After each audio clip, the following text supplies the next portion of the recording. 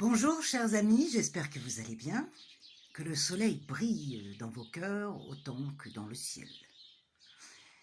Nous voici à la 26e vidéo sur notre nouveau parcours de travailleurs de fond et j'espère que vous êtes motivés à expérimenter toutes ces réflexions que je vais vous porter.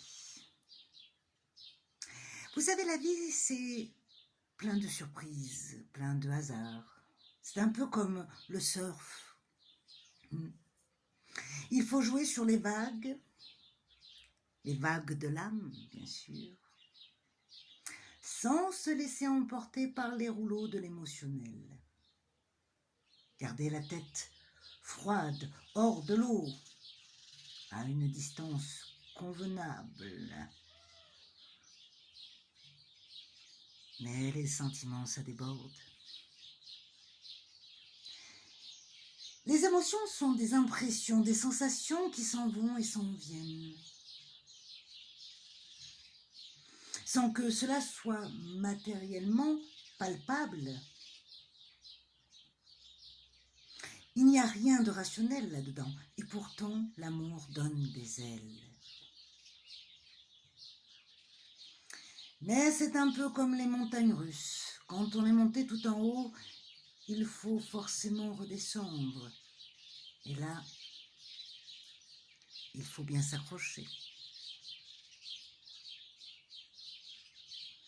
Les sentiments sont tellement contradictoires. Je rêve d'amour, mais quand j'aime, j'ai peur.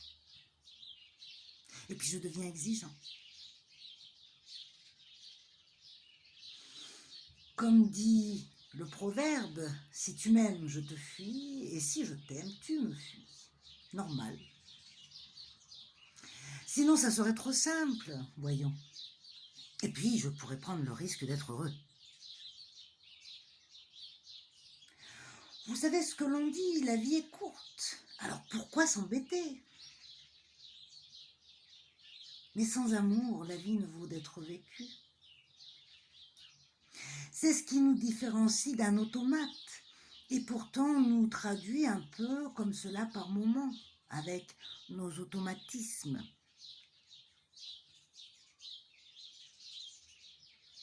Alors pourquoi l'amour nous renvoie-t-il toujours un sentiment de faiblesse, alors que logiquement, il n'y a pas de force à lutter là-dedans? On devrait juste l'apprécier normalement, comme un plus, et pas comme un moins ou un manque. Ou alors, c'est que la quête est tout autre, c'est la quête du coupable. Rends-moi ce que tu m'as pris. Sauf que l'on ne s'adresse pas à la bonne personne. C'est beaucoup plus ancien. La personne que l'on convoite n'y est pour rien si on l'aime. C'est vrai, c'est vrai. On a tendance, des fois, à s'accrocher à des situations, à des sentiments. Parfois, on perd du temps, mais parfois non. Pas facile de savoir si c'est une peine perdue. Alors, on lâche prise, peu à peu. Comme la femme du marin qui finit par comprendre qu'elle ne peut rien faire face à l'appel de la mer, ou mer, M-E-R-E. Alors elle accepte. Celui qui sait perdre aime vraiment, pas pour lui non, mais pour le bonheur de l'autre. Bien sûr, plus par la résignation souvent que par la résilience des sentiments. Mais après avoir investi dans l'industrie du Kleenex et de l'incompréhension, on change de crèmerie. Mais pas de jugement. Ah, l'amour, quand tu nous tiens, que de tourments. Mais sans toi, que de vide. Tu me fais peur, car tu es fils de déception, de désillusion. Tu fais souffrir. Et pourtant, tu ressuscites toujours celui dont la flèche a touché le cœur et résonne avec la corde de l'union. Il illumine la noirceur de notre parcours vagabond et l'éclair d'un possible, d'une destination. Mais si tu me veux, tant mieux. Si tu ne veux pas, tant pis pour toi. Au pire, prends garde à toi. Je me vengerai de tous comme toi. Ah, le sentiment quand il est là. Le temps se raccourcit, notre interprétation devient bohème et on se laisse emporter par l'imaginaire sans loi, sans raison, s'abreuvant à tous les mystères, se nourrissant de tous les râteliers posés sur notre chemin, moyennant toute la loi, bon ou mauvais, on le boit. Tout ce qui se présente à soi et déforme la réalité en chemin de croix. Et la boussole se noie. Mais rassurez-vous, chers amis, nous sommes bien parés. Bâtons en main, mains fermes et bien agrippées, nous avançons d'un pas lent, certes, mais assuré. Et même si les vents de la tourmente viennent à souffler, et nous font lutter, nos repères et nos acquis nous gardent lestés. Nous avançons sur le chemin que nous dessinons ou bien que nous destinons. Mais passons à la carte du jour. L'as de coupe.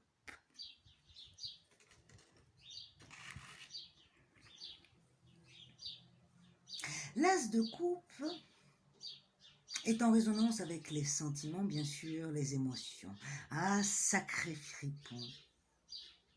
Si on observe la complexité de cette carte, c'est une coupe travaillée, posée sur un socle et sur le sol. Un socle où l'on peut voir apparaître une certaine forme de triangulation qui renvoie à un certain équilibre, une certaine pondération. On dirait presque une maison, un temple aux allures religieuses, une tour. Elle foisonne de détails et de couleurs, donc de possibles. Mais elle est fermée. La coupe est pleine peut-être, mais de quoi? Elle peut être associée au symbole du Graal qui représente l'espoir. Les possibles et la nourriture d'où l'on puise la confirmation de notre quête qui nous amènera à la délivrance.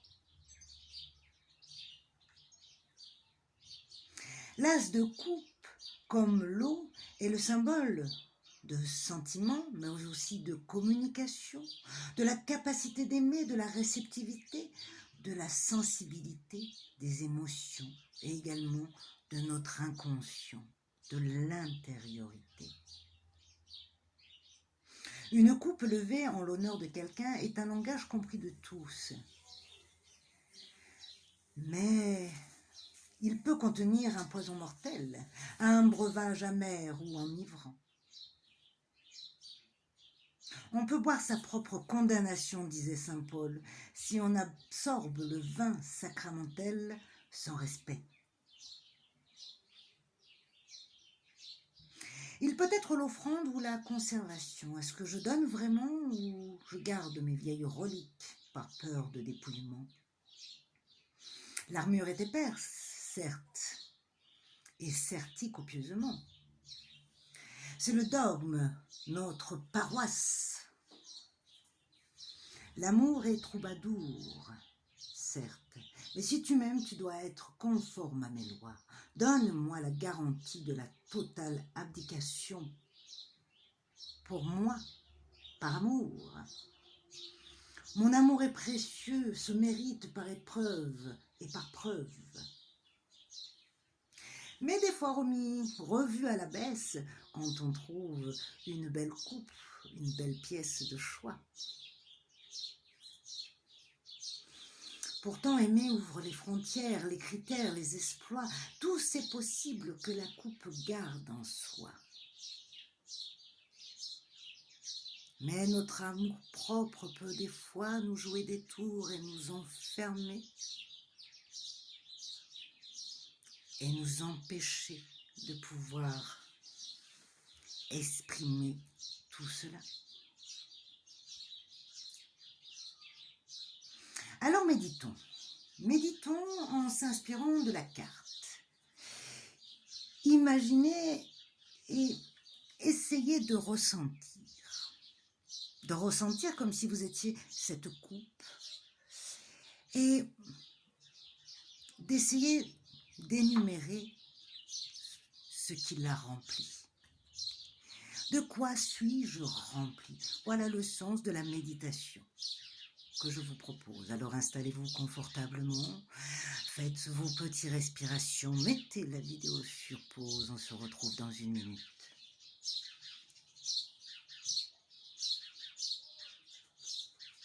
Super.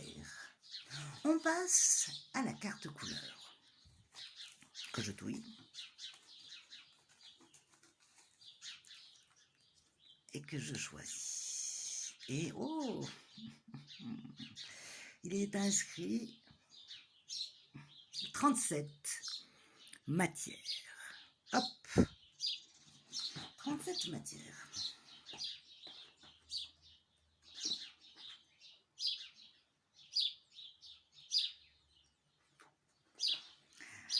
La diversité. Être curieux de tout me procure la sensation particulière de goûter à tout. Il me sera assez difficile de dire laquelle je préfère tant les saveurs à découvrir sont uniques. Aucune comparaison n'étant possible, il me sera difficile de faire un choix rapide, direct, fiable et définitif. Une confusion pourra naître, non pas du refus de choisir, mais du besoin d'unifier mon ressenti à un seul lieu ou avec une seule personne. Cette conscience du lien, bien sûr, me manque, d'où ma quête incessante d'aventures sans fin. Eh bien, alors là, je crois que nous sommes dans le vrai. Le travail du jour, bien sûr, s'associe à votre créativité.